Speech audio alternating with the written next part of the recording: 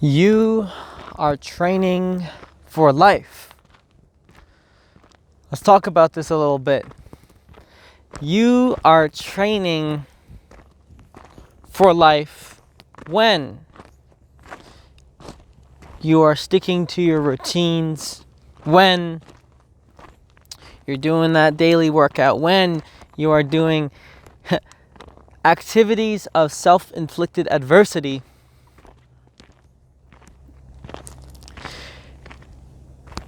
If you're not training for life, then life is gonna roll a tractor over you and screw up all of your plans. You have to be ready for whatever life throws at you. And one big part of that is sweating more in peace such that you bleed less in war. I've noticed just of how much my coping strategies have went up. How much my coping has went up just because I've grounded my self-esteem in routines, and how much I've grounded just my own happiness in stuff that's independent of what's going on around me. And I've noticed that without that, I would have my mood and my entire emotional system controlled by all of the things happening around me. And so, this is why it's always important to have some momentum of working on something on yourself and working on something towards your life purpose and your vision, no matter where you are at in life. Because if you're just putting that on pause, putting your self-respect essentially on pause, then whatever you're working on right now, whenever that shit hits the fan, you're left at the demise of whatever's in front of you.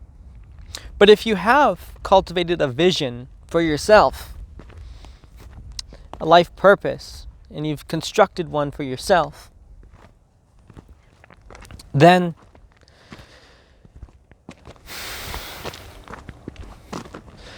it gets a whole lot easier to zoom out of where you are right now. Take that 30,000 foot view and just be like, you know what? This moment isn't too bad.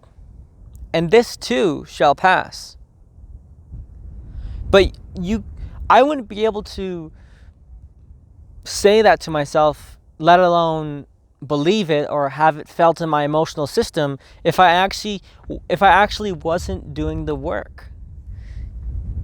Having the routines, the self-care, of course, is the basic, routines of maintaining my brain chemistry, so the wake up times to bedtime, sleeping enough, and of course the working out and eating the correct foods just to maintain a proper brain chemistry such that I'm running on proper levels of dopamine and serotonin so I can enjoy my baseline experience.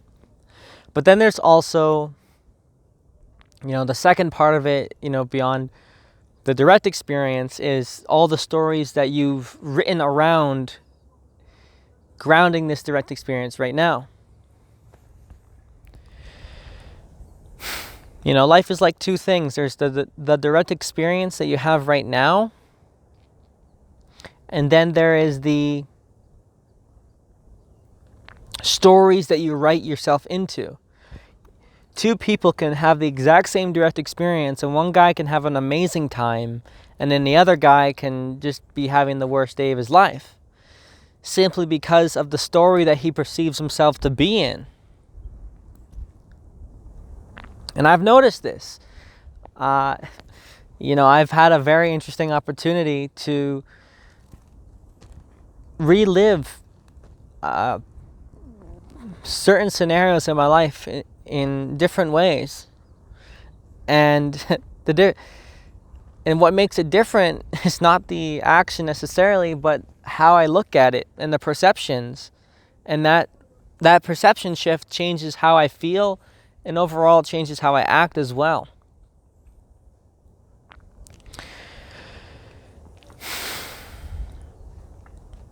And I've noticed that, when in a similar situation where, it's slightly different, but still the same theme of things not going to plan, I'm doing a lot better now because I have grounded myself in self-care routines, but I also have a vision that I'm working towards every single day. I am moving the needle as much as I can with the time I have.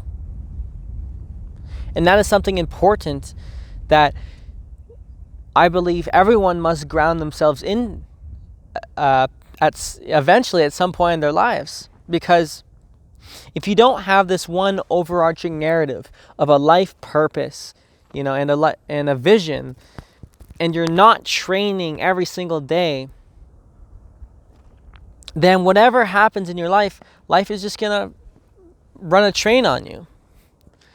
But if you can ground it in a story, if you can ground it in a context that you can believe in, then it's not just life running a train on you, it's life giving you challenges on your journey, right? They're not roadblocks, they're hurdles to jump over.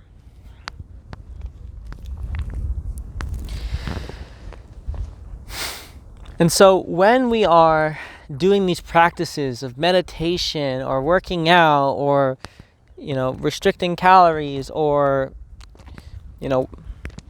anything that's emotionally difficult for you, we're training for life. I think that's one thing a lot of people don't get, is that I will be a lot more resilient than other people in the same situation that I'm in right now because I'm training every single day. I'm training for life.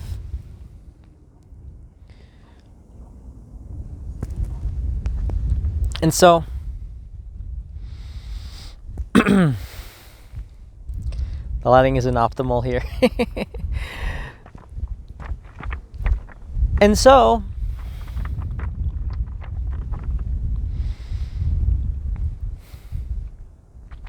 if you can have the courage to because you're not swallowing the whole whale at once.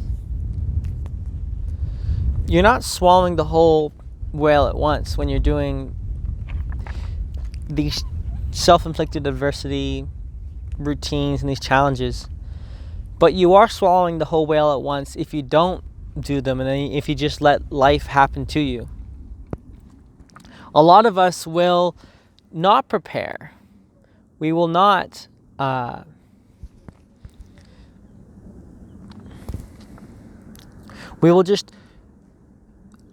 we won't prepare for war, and then when war strikes us, we're caught blindsided and we get completely defeated and we get completely knocked off our rock, our path. And I've noticed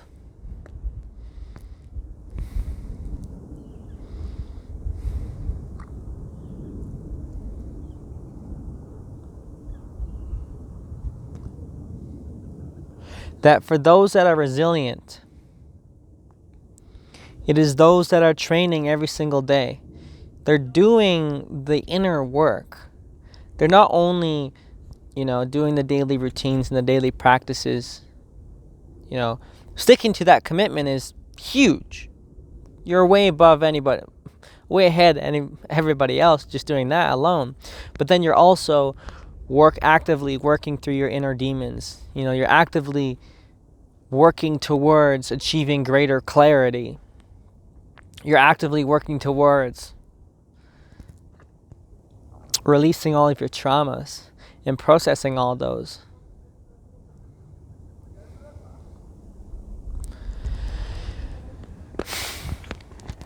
But if you're not doing that every day, it's like taking a little bit of a pain pill every single day rather than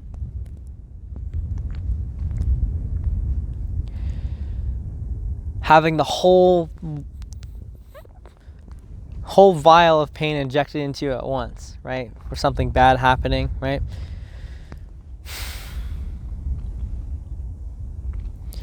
So next time you look at your daily practices of self-care, and next time you look at the practices of shadow work and the practices of going through your inner demons or doing the therapy you need, doing shadow work, EMDR therapy, psychedelic therapy, whatever it is, look at it as little steps on the way that's going to help you bleed that is going to help you bleed less and more, because you're going to sweat more in peace. Prepare yourself, because whether you like it or not, whatever is going to happen for you is coming. It's not a matter of if, it's a matter of when. The only question is, will you be ready? So start preparing now. Make every day into a day of preparation.